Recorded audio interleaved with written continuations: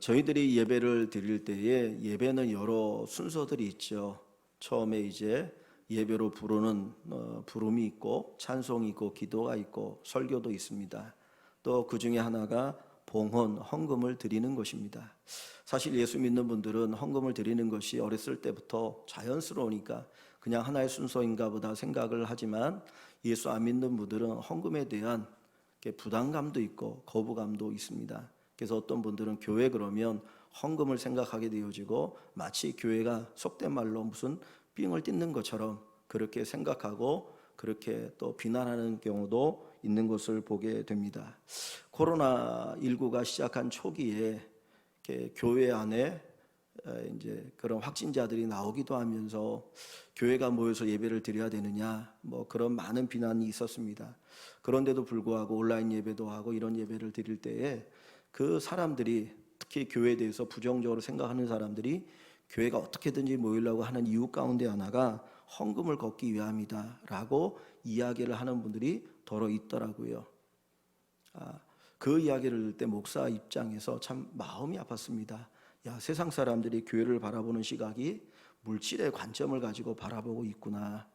그래서 이제 온라인으로 예배를 드리면서 교회들이 많이 모이지 못하니까 온라인으로 헌금을 걷어서 계좌를 이제 온라인에 올려놓고 거기다가 헌금을 보내십시오. 뭐 그래서 많은 교회들이 그 전부터 이제 계좌 이체라든가 그런 걸 통해서 헌금을 또 하나님 앞에 드리기도 했는데 사실 저도 고민을 했습니다.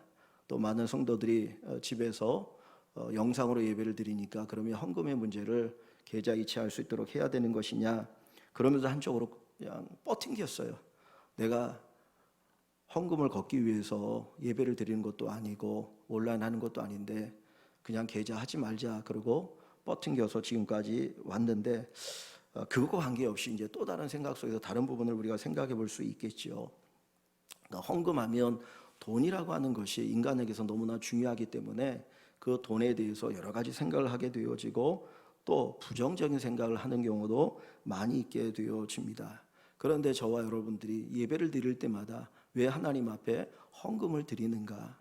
사실 저는 목사 입장에서 매 주일마다 헌금을 가지고 기도하면서 사실 그 11조 하나하나가 너무나 귀합니다. 뭐 주일헌금, 선교헌금, 감사헌금, 11조 너무나 귀하죠. 특별히 11조라고 하는 게 소득의 10분의 1을 드리는 거 아닙니까? 사실 여러분들이 어디에다가 소득의 10의 1을 내놓겠습니까? 사실 그거 쉽지 않은 거거든요. 그런데 소득의 10의 1을 드리고 또 주일헌금이나 선교헌금이나 감사헌금을 드린다는 건 이건 대단한 거거든요. 근데 무엇이 우리로 하여금 이렇게 헌금을 드리게 하는 것인가? 또 왜 하나님께서는 우리에게 헌금을 요구하시는 것일까? 사실 헌금을 드리지 않으면 예배를 드릴 수 없는 것인가? 내가 헌금을 드리지 않으면 예수를 믿을 수 없는가? 그건 아니죠. 그런데 하나님께서 예배의 한 과정 속에서 우리에게 헌금을 말씀하시는 이유는 분명히 있는 것입니다. 그래서 우리가 그것을 알아야 헌금을 드릴 때 내가 이런 이유로 인하여서 하나님 앞에 헌금을 드린다라고 하는 것을 우리가 깊이 생각할 수 있게 되어질 줄 압니다. 그래서 오늘은 왜 우리가 헌금을 드리는가 하는 이런 제목을 가지고 말씀 한번 좀 생각해 보려고 합니다. 오늘 본문에 보면 그 성전에 예수님이 앉아 있을 때 많은 사람들이 성전에 들어옵니다. 그리고는 그 성전 안에 있는 헌금함에다가 이제 헌금을 넣게 되어지는데 어떤 부자는 많은 돈을 드리죠. 근데 오늘 성경에 보면 부자들이 드리는 헌금이 액수가 얼마인지 몰라요. 그런데 한 가난한 과부가 그 성전에 들어오면서 헌금함에다 이 헌금을 했어요. 근데 그 액수를 뭐라고 말하냐면 2렙돈이라고 이야기합니다. 작은 돈이거든요. 그런데 예수님께서 그 헌금함을 보시면서 사람들에게 이야기를 합니다. 저 두 사람 가운데 부자와 가난한 과부가 드린 헌금 가운데 누가 많은 것을 드렸는 줄 아느냐? 일반적으로 누가 많은 헌금을 드렸겠어요? 부자가 드린 게 액수로 당연히 많죠. 그런데 예수님께서는 부자가 드린 헌금이 많은 헌금이 아니고 이 가난한 과부가 드린 헌금이 많은 헌금이라고 이야기를 하고 계셔요. 근데 이 가난한 과부가 드린 그 헌금이 얼마냐면 오늘 본문에 보면 2절에 2렙돈이라고 했어요. 2렙돈이라고 했는데 이 렙돈이라고 하는 단위는 아주 작은 단위입니다. 오늘날 우리 사회에서 우리나라에서 이 돈의 양을 이야기하면 한 800원에서 한 1,500원 사이 정도 되어지는 돈이에요. 그러니까 두렙 얘기할 때 그러니까 아주 작은 돈이죠. 이 작은 돈을 한 2, 3천 정도, 두렙 돈이니까 2, 3천 원 정도를 헌금함을 넣었거든요. 근데 이 여자가 드린 이 두렙 돈을 성경은 예수님 뭐라고 말하냐면 4절을 보시면 이렇게 이야기를 하고 계셔요. 중간에 보면 이 과부는 그 가난한 중에, 과부는 정말 가난해서 그 당시에 가난한 중에 자기가 가지고 있는 생활비 전부를 넣었다라고 이야기합니다. 그러니까 두 렙돈이 이제 한 렙돈이 한 800원에서 1,500원 정도 되니까 두 렙돈이면 많으면 3,000원 정도 되는 것인데 이게 다른 사람 볼 때는 작은 돈이거든요. 그런데 이 과부에게는 그게 뭐예요?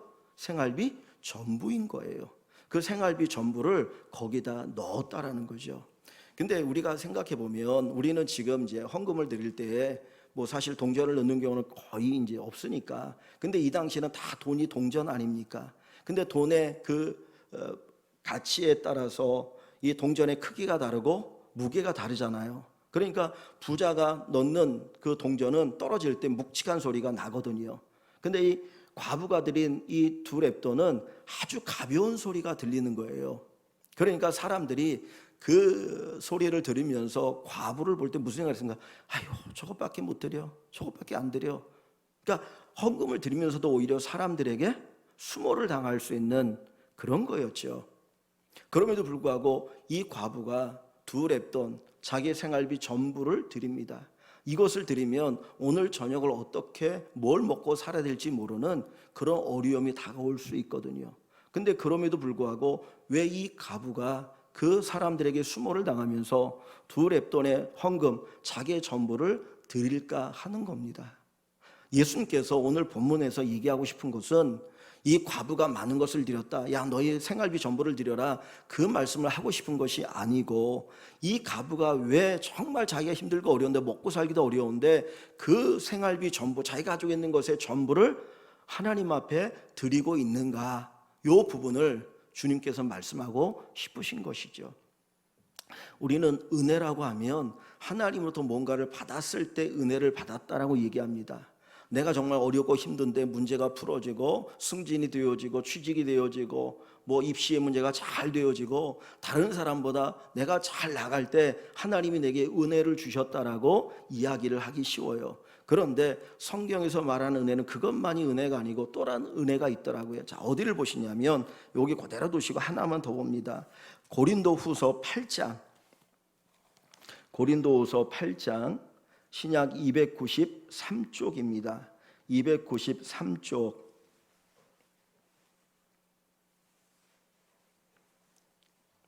자, 293쪽 고린도후서 8장 1절 말씀입니다. 제가 한번 읽으면서 조금 설명을 할게요. 8장 1절. 형제들아, 하나님께서 마게도냐 교회들에게 주신 은혜를 우리가 너희에게 알리노니. 지금 이 고린도 후서는 바울이 고린도 교회에 보낸 편지거든요. 그 편지 가운데 마게도냐 교회에 대한 이야기를 하고 있는 거예요. 마게도냐라고 하는 것은 이렇게 넓은 지방을 이야기합니다. 그러니까 성경에 보면 마게도냐 그 지방 가운데 있는 교회 하나가 뭐냐면 데살로니가 교회예요. 데살로니가라고 하는 큰 도시가 있는데 그 도시가 속해 있는 넓은 지역을 마게도냐라고 이야기합니다. 지금으로 말하면 그리스예요. 그래서 그리스 남쪽을 아가야라고 이야기하고 북쪽을 마게도냐라고 하는데 그 북쪽의 넓은 마게도냐에 있는 교회들이 하나님께 받은 은혜를 얘기하는 거예요. 자, 다시 1절을 보시면 형제들아, 하나님께서 마게도냐 교회들에게 주신 은혜를 우리가 너희에게 알리노니. 그 교회가 받은 은혜가 뭐냐? 2절을 봅니다. 환난의 많은 시련 가운데. 지금 마게도냐 교회가 어떤 상황에 있어요? 환난의 많은 시련 가운데. 그러니까 이 교회는 예수 믿는 것 때문에 많은 지금 어려움을 당하고 있어요.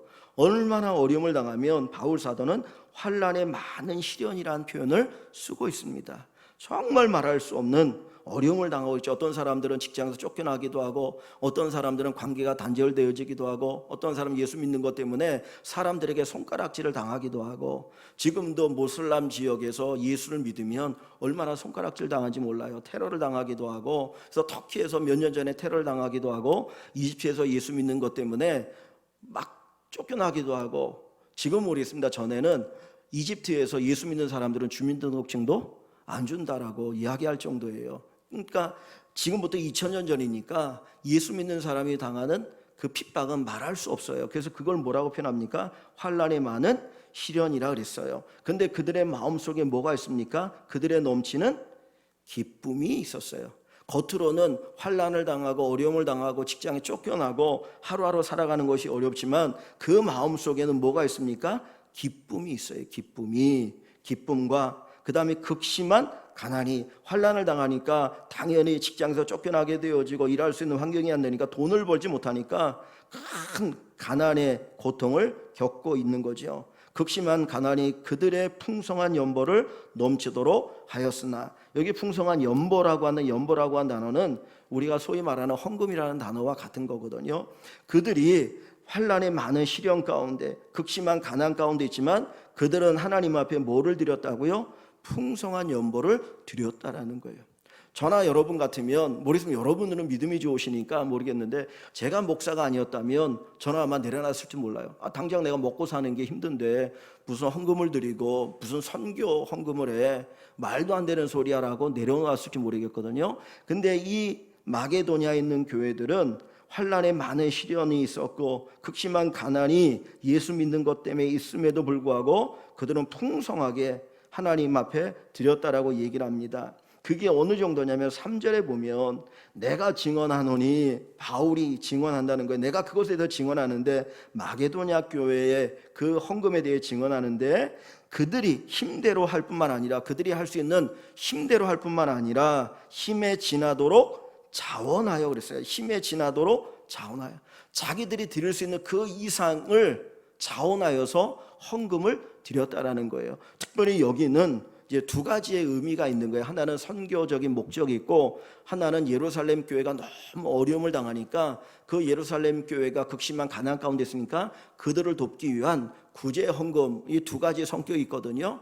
근데 그것을 드리는데 사실은 자기들도 도움을 받아야 되는 상황이라, 자기들도 도움을 받아야 되는 그런 상황인데도 불구하고 그들이 기꺼이 그렇게 풍성하게 힘에 지나도록 드렸다라고 이야기합니다. 그것을 가리켜 1절에서 뭐라고 말합니까? 마게도냐에게 주신 하나님의 은혜라는 거예요. 은혜. 그러니까 헌금을 드린다라고 하는 것은 인간의 힘이나 인간의 의지나 인간의 어떤 노력, 능력으로 드릴 수 있는 게 아니고 사실은 하나님의 특별한 은혜가 있으니까 드릴 수 있는 것이죠. 그러니까 여러분들이 11조를 드리고 주일헌금을 드리고 하는 이 모든 것은 하나님께서 여러분의 마음에 은혜를 주셨기 때문에 그게 가능한 것이지, 맨정신이면 할 수가 없는 거예요. 그래서 제가 헌금을 위해서 봉헌 기도를 할 때마다 사실은 깜짝깜짝 놀라기도 하고 하나님 앞에 그런 기도를 드리는 겁니다.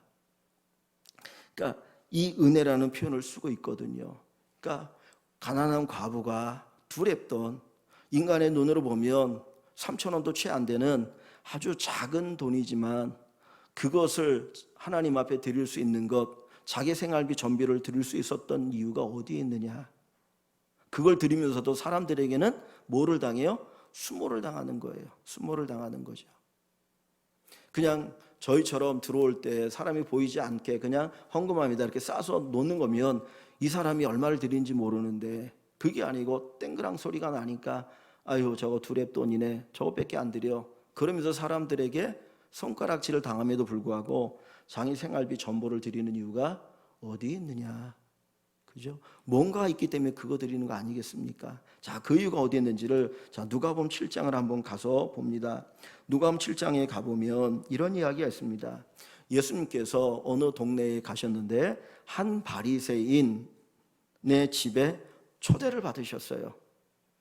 제가 예수님 식사 한 끼를 대접하겠습니다, 저희 집에 오십시오 라고 해서 거기에 초대를 받으셨는데, 그 바리새인의 이름이 시몬이라고 하는 사람입니다. 시몬이라는 이름은 이 당시에 좀 흔한 이름이었어요. 그 집에 가서 식사를 대접하고 그에 앉으셨는데, 그 예수님이 그 집에 들어오자마자 한 여자가 조용히 예수님의 뒤로 오더니 눈물을 흘리면서, 예수님의 발에다가 눈물을 툭툭 흘리면서 자기의 머리털로 풀어서 예수님의 발을 닦는 거예요.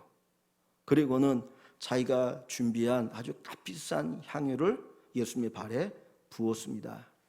그랬더니 이 주인 시몬이 예수님에게 속으로 이야기하기를, 정말 예수님이 선지자라면 이 여자가 어떤 여자인지를 알 텐데, 이 여자가 우리 동네 소문난 죄인이다. 그러니까 다시 말하면 동네 사람들이 저 여자가 죄인이라고 하는 것을 알고 있는 여자라는 거예요.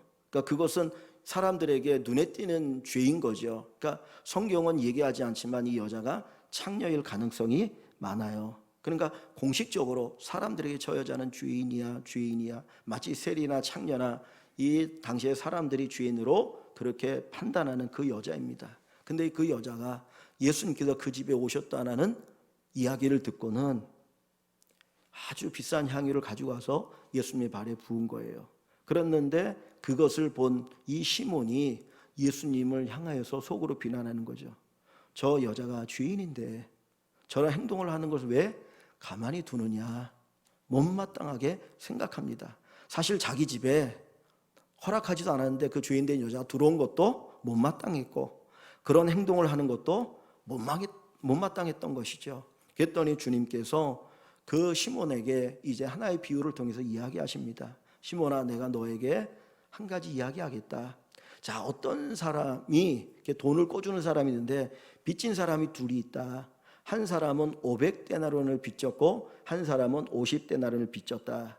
근데 그 두 사람 다 갚을 능력이 없어서 주인이 그들의 빚을 다 탕감해 줬다면 누가 더 감사하겠느냐?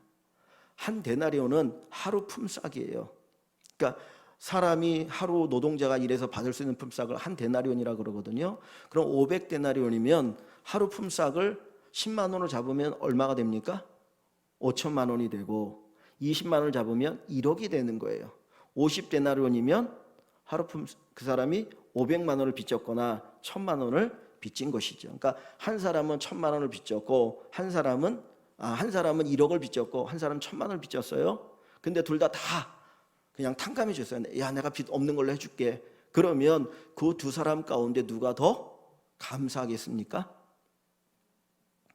1억 빚진 사람이 감사하겠습니까? 1000만 원 빚진 사람이 더 감사하겠습니까? 당연히 1억 빚진 사람이겠죠.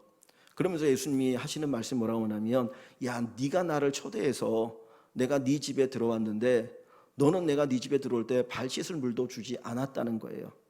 그러니까 유대에는 먼지가 많으니까, 옛날에는 다 흙길 아닙니까? 근데 특히 유대 땅은 더 먼지가 많으니까 조금만 다녀도 발에 먼지가 가득한, 그래서 손님이 자기 집에 오면 그 발을 씻겨주거나 씻을 물을 주는 거예요. 그게 기본적인 예의입니다. 그런데 이 시몬은 예수님이 자기 집에 오셨을 때 발 씻을 물도 주지 않았어요. 그런데 이 여인은 자기의 눈물로 예수님의 발을 씻고 닦아줍니다. 사실 눈물을 얼마나 흘려야 그 발을 닦을 수 있겠어요? 웬만큼 눈물 흘려, 콧물은 눈물 흘려가 안 되잖아요. 그러니까 이제 이 생각하기를, 이 유대 풍습 가운데 하나는 뭐냐면 눈물병이라는 게 있어요. 성경에 보면 그 다윗도 시편에 눈물을 병에 담으소서 하는 게 있는데, 정말 속상한 일이 있어서 막 눈물이 날 때 그 눈물을 이렇게 따로 모아놓는 병이 있습니다. 남편이 어디 전쟁터에 멀리 갔어요. 그럼 남편이 그리우니까 밤마다 눈물을 흘리잖아요. 여러분 안 그렇습니까? 근데 눈물을 밤마다 너무 보고 싶으니까 혹시 죽으면 어떻게 할까 걱정스러우니까 눈물을 흘리잖아요. 그 눈물을 눈물병에다 담아놓는 거예요. 그러다 나중에 이제 전쟁에 승리하고 남편이 돌아오면, 여보 봐라, 내가 당신을 너무 보고 싶어서 당신을 위해서 이렇게 눈물을 흘렸다, 그 보여주는 거거든요. 이게 눈물병은 되게 귀한 거예요. 그래갖고 사람이 죽을 때 그 눈물병도 함께 무덤에다가 이렇게 묻기도 하거든요. 그러니까 이 여자가 눈물을 흘려가지고 사실 그 발을 다 씻을 수는 없어요. 그러니까 향유를 가지고 오고 눈물병을 가져와서 거기서 눈물을 흘리면서 그 눈물병에 눈물을 쏟아붓는 거예요. 이게 엄청나게 향유도 귀하고 눈물병에 눈물도 귀한데, 그것을 예수님의 발에 부으면서 그리고는 자기의 머리털로 그것을 씻기는 거예요. 그러니까 예수님이 뭐라고 말하냐면, 내가 네 집에 들어올 때 너는 그냥 네 집에 있는 그 물도 내게 주지 않았는데 이 여인은 눈물로 내 발을 씻겼다. 두 번째 또 뭐라고 말합니까? 여기 보면 내가 네 집에 들어올 때 너는 입 맞추지도 않았어. 보통 유대인들이나 이렇게 서양 사람들은 인사할 때 어떻게 인사합니까? 포용하면서 얼굴을 이렇게 뽀래대거나 입 맞추잖아요. 성경에 입 맞춤 인사를 얘기하거든요. 서신서에도. 근데 이 바리새인은 예수님을 자기 집에 초대하면서도 그런 기본적인 행위도 하지 않았다는 거예요. 그런데 이 여인은 어떻게 해요? 예수님의 발에 입을 맞춰요. 가장 더러운 그 발에다가 눈물을 쏟고 씻고 입을 맞춥니다. 그리고 세 번째, 주님 뭐라고 말하냐면, 야, 내가 네 집에 들어올 때 너는 내 머리에 감람유도 붓지 않았다는 거예요. 이 당시에 감람유는 이제 올리브 기름인데 아주 흔한 기름이거든요. 우리가 식용유 쓰는 것처럼 아주 흔한 기름인데, 손님이 오거나 그러면 이렇게 기름을 이렇게 발라줍니다. 이게 존대 표시예요. 또 그리고 너무 더운 날씨니까. 그래서 시편 23편에 보면, 23편이니까 내 머리에 기름을 부으셨으니라는 표현도 있잖아요. 그죠? 그러니까 기름을 부어서 존대를 표현하는데 기름도 붓지 않았어요. 그런데 이 여인은 예수님의 발에 뭘 표현합니까? 기름을 부었잖아요. 향유, 그것도 아주 값진 향유. 이것을 붓고 예수님 앞에 이제 그런 어떤 행동을 한 겁니다. 그러면서 주님이 뭐라고 말씀하시냐면 47절 한번 봅니다. 결론적으로 이야기하면 47절에 그 시몬에게 이렇게 얘기하는 거예요. 이러므로 내가 내게 말하노니 그의 많은 죄가 사하여졌도다. 그가 동네에서 창렬하고 죄인이라고 사람들의 손가락질을 당하는데 그 여자의 죄가 사함을 받았다는 거예요. 많은 죄가 다 사함을 받았다. 그래서 이는 그의 사랑함이 뭐예요? 많음이라. 그가 죄의 용서함, 그 사람들에게 죄인이라고 손가락질 당하는 그 죄의 용서함을 받았기 때문에 하나님을 사랑하는 마음을 가지고 그가 값진 것을 예수님께 드렸고 부었다라고 하는 걸 이야기하는 거죠. 그런데 반면에 시므온은 뭐라고, 시므온은 뭘 얘기합니까? 그러면서 그 뒤에 보면 사랑을 받은 일이 적은 자는 적게 사랑하느니라는 표현을 쓰고 있어요. 그러니까 시므온은 하나님을 향한 사랑, 예수님을 향한 사랑이 있는 거예요? 없는 거예요? 없는 거예요. 그러니까 대접이 그렇게 하찮은 거예요. 그런데 성경에 보면 예수님에게 향유를 부은 사건들이 이렇게 복음서에 기록되어 있잖아요. 마태, 마가, 누가, 요한복음에 다 기록되어 있는데 요 누가복음은 조금 다르거든요. 그래서 다른 복음서에 나오는 그것과 이것은 전혀 다른 사건인가 라고 생각되어지는데 하나의 공통점이 있어요. 마가복음 14장에 보면 어떤 게 나오냐면 똑같이 비슷한 사건인데 거기는 이제 다른 복음서와 비슷한 관점이 나오는데 거기에 바리새인 시몬이라고 하는 내용이 나와요. 그러니까 바리새인의 집에 예수님이 들어갔을 때 여자가 와서 향유를 부은 300돈의 향유를 붓는 게 나오죠. 근데 거기에 보면은 이제 제자들이 가룟 유다가 왜 비싼 것을 여기다 부었고 허비하느냐? 그러니까 예수님이 나의 장사를 준비하고 있다 이렇게 말씀하시는 내용이 있어요. 근데 조금 관점은 달라서 전혀 다른 사건인가 아닌가 모르겠는데 거기에 보면 그 사람 이름을 시몬이라고 얘기해요. 시몬. 근데 그 시몬이라고 했는데 그 앞에 보면 그 사람이 어떤 사람이었냐면 문둥병자, 나병 환자 시몬이라고 얘기해요. 나병 환자. 나병 환자는 하나님의 저주를 받아서 나병에 걸렸다고 생각하고 모든 사람들로부터 외면을 당하고 공동체 생활에 들어올 수 없는 사람이에요. 다 저 사람 저주를 받은 사람이야 그렇게 생각하거든요. 근데 그 시몬이 나병에 걸렸다가 나았던 사람인 거예요. 그러니까 만약에 이 사람이 동일한 사람이라면 여러분 생각하십시오. 창녀가 죄사함 얻었다라고 하는 것과 내가 나병에 걸려서 정말 내 몸이 다 썩어져 들어가서 나병으로 죽을 수 있는 상황 속에서 고침받은 것, 어느 게 큰 은혜로 생각할 수 있을까요? 어느 게 큰 은혜라고 일반적으로 볼 수 있습니까? 나병이 고침받은 거 아닐까요? 일반적으로 생각하면. 근데 이 시몬이 동일한 사람이라면 이 시몬은 거기에 대한 감사가 있는 겁니까? 없는 겁니까? 없는 거예요. 근데 이 여자는 예수님 이전에 내가 네 죄 사함 받았다 그런 선언하지도 않았어요. 그러나 하나님이 내가 이런 죄인인 것을 알면서도 내 죄를 용서하신다라고 하는 것을 알았고 그 예수님이 나의 구원자라는 것을 알았기 때문에 그 집에 찾아와서 예수님의 발을 눈물로 씻기고 향유를 부은 것이죠. 그러니까 이 값진 것을 하나님에서 기꺼이 드리고 내어놓을 수 있었던 이유는 뭡니까? 한 가지죠. 나를 구원해 주신다는 거. 하나님이 나를 사랑하신다는 거. 우리가 하나님 앞에 예물을 드리는 이유가 이게 있고 또 다른 것도 있겠지요. 근데 가장 궁극적인 기본적인 그 이유는 하나님이 나를 구원해 주셨다는 거예요. 내가 죄인이고 그 죄에 대한 대가로 영원한 죽음과 멸망 살아야 되는데 인간의 욕심이 환경을 파괴해서 우리가 끊임없이 더 앞으로 고통을 당하지 않습니까?